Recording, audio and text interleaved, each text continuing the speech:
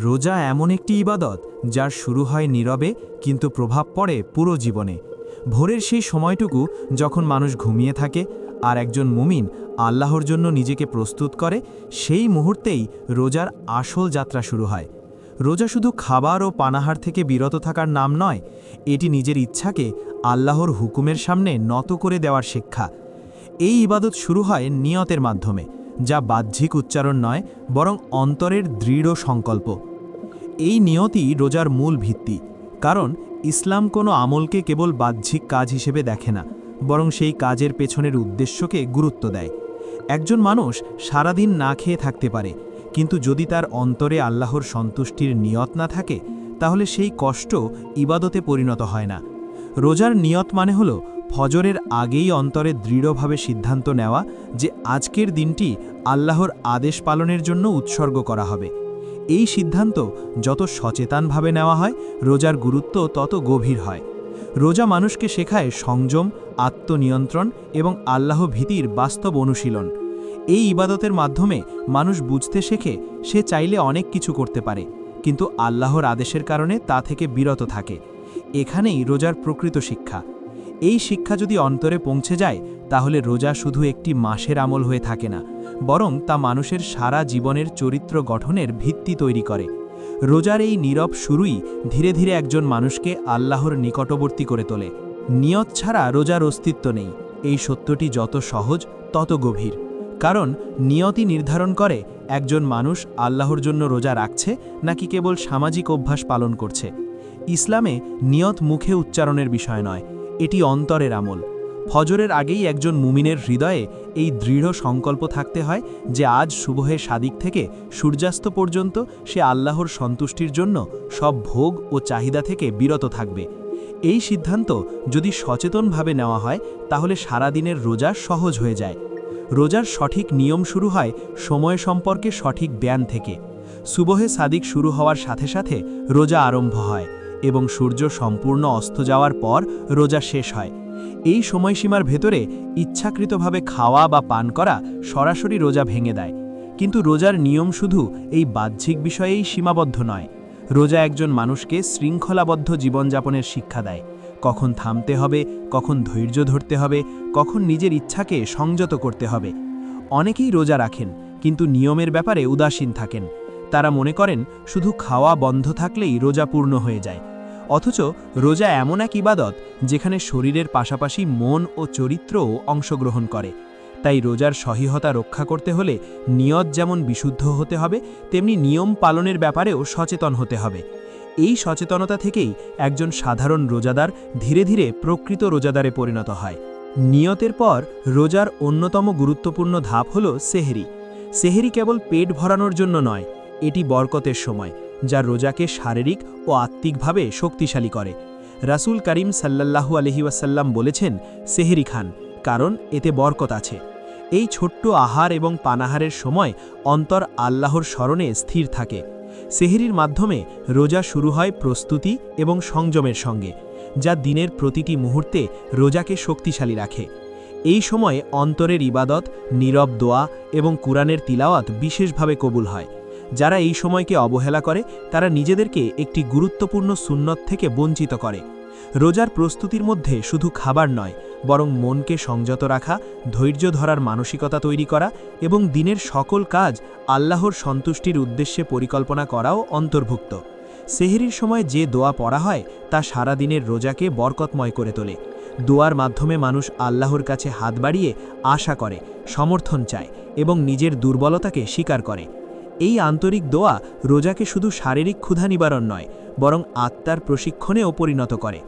সেহরির প্রস্তুতি যদি সঠিকভাবে নেওয়া হয়, তাহলে সারা দিনের ক্ষুধা, তৃষ্ণা এবং দৈনন্দিন পরীক্ষার মধ্যেও মানুষ শান্ত এবং ধৈর্যশীল থাকে। এটি রোজার সঠিক নিয়ম এবং বাস্তব অর্থকে নিশ্চিত করে। তাই সেহরি এবং দোয়া কখনো অবহেলা করা উচিত নয়, কারণ এখানেই রোজার শক্তি এবং বরকত লুকিয়ে রয়েছে। ফজরের আজান শোনার সাথে সাথে রোজাদারের জীবনে এক নতুন শৃঙ্খলা আরম্ভ হয়।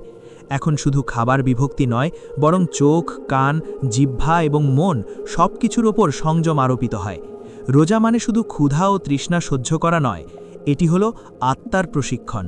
চোখকে হারাম দৃশ্য থেকে রক্ষা করা, কানকে অপকারী কথাবার্তা থেকে বিরত রাখা, জিহ্বাকে মিথ্যা ও অপ্রীতিকর কথাবার্তা থেকে দূরে রাখা এবং মনকে খারাপ চিন্তা ও ফিতনা থেকে সংযত রাখা, এসবই রোজার আসল উদ্দেশ্য। অনেকেই ভুল ধারণা পোষণ করেন যে রোজা শুধু পেটের নিয়ন্ত্রণ, অথচ প্রকৃত রোজা হল মানুষের চরিত্র ও আচরণের নিয়ন্ত্রণ। রোজার সময় রাগ, দুঃখ, অহংকার বা অহেতুক বিবাদ এসব থেকে নিজেকে বিরত রাখার চেষ্টা রোজাকে পূর্ণতা দেয়। একজন প্রকৃত রোজাদার দিনের প্রতিটি মুহূর্তে নিজেকে প্রশ্ন করে, আমি কি আমার রোজার মর্যাদা রক্ষা করছি নাকি নষ্ট করছি? এই আত্মপর্যালোচনা রোজাকে শুধু শারীরিক কষ্টের সীমা থেকে বের করে আত্মিক উন্নতির পথে নিয়ে যায়।